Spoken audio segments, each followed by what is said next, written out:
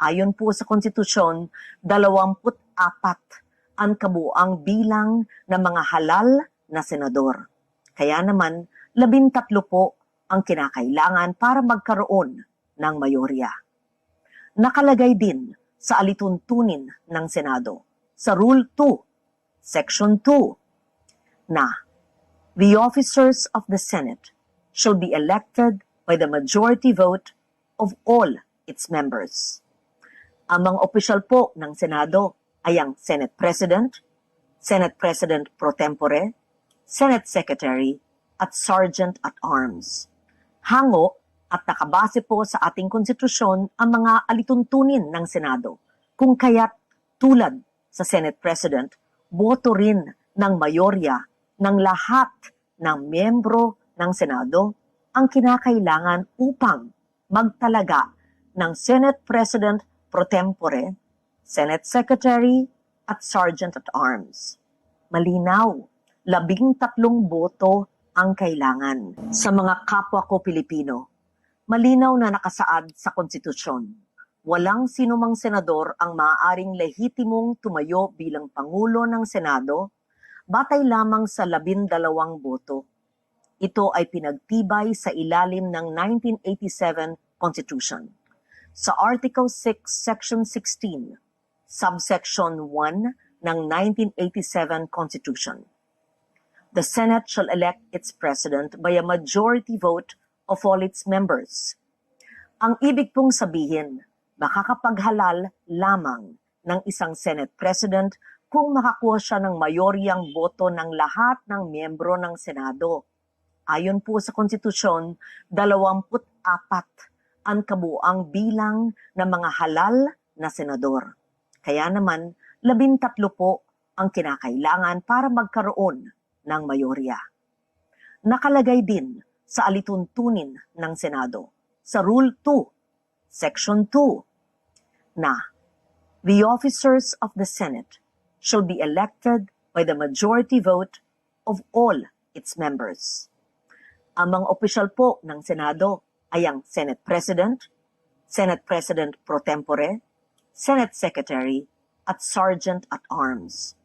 Hango at nakabase po sa ating konstitusyon ang mga alituntunin ng Senado, kung kaya't tulad sa Senate President, boto rin ng mayorya ng lahat ng miyembro ng Senado ang kinakailangan upang magtalaga ng Senate President Pro Tempore, Senate Secretary, at Sergeant at Arms.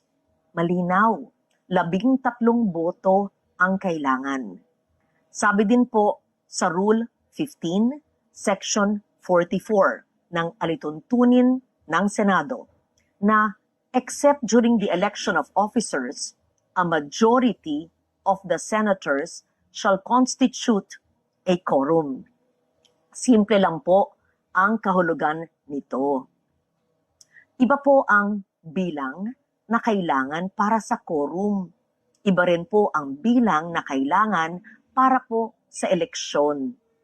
Kapag eleksyon po ng mga opisyal ng Senado, kailangan ang mayoryang boto ng lahat ng miyembro ng Senado upang sila'y mahalal.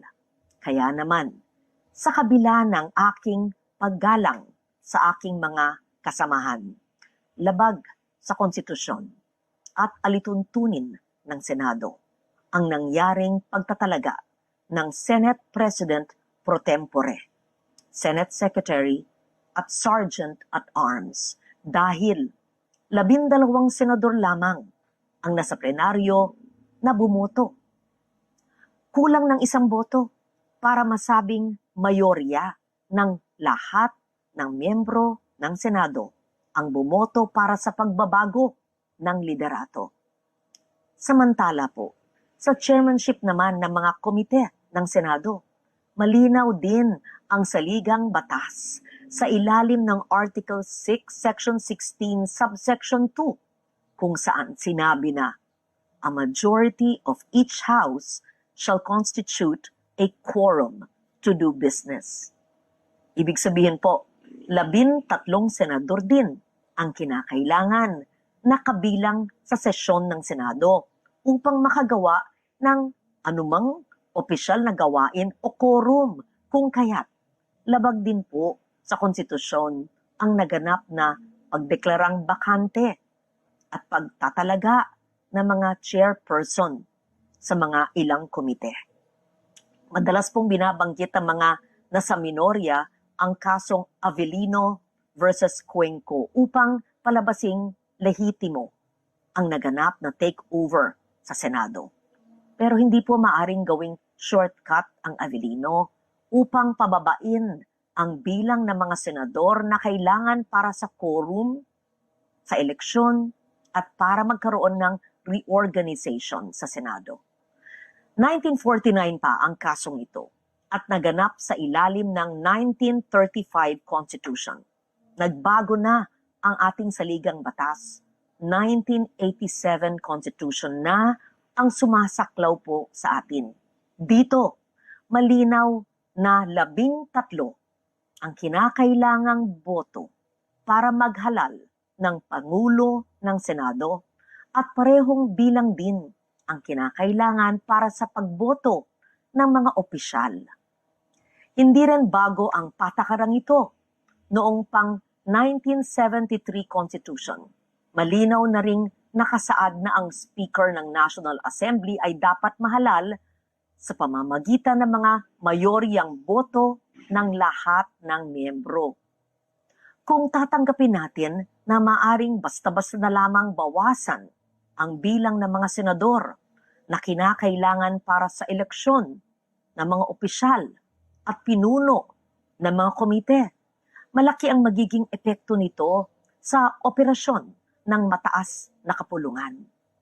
So tuwing may mga senador na nagkakasakit, nasa abroad, pansamantalang wala sa session, na aresto, na detina, at iba pang kadahilanan, maaring gamitin ang dahilan na ito para palaging mag-reorganize ng Senado.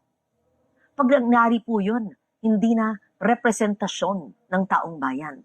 Interes at issue ng panahon ang magtatakda kung sino ang nasa mayorya at mga opisyal ng Senado. Ang magiging labanan na lang ay kung sino ang makakapagbawas ng pisikal na presensya ng kabilang panig sa bulwagan. Dapat manatiling representasyon, interes ng nakararami, performance ng bawat isa, at issue ng panahon ang batayan kung sino ang magiging mayorya at pinuno ng Senado. Ang konstitusyon, ang gabay ng ating demokrasya.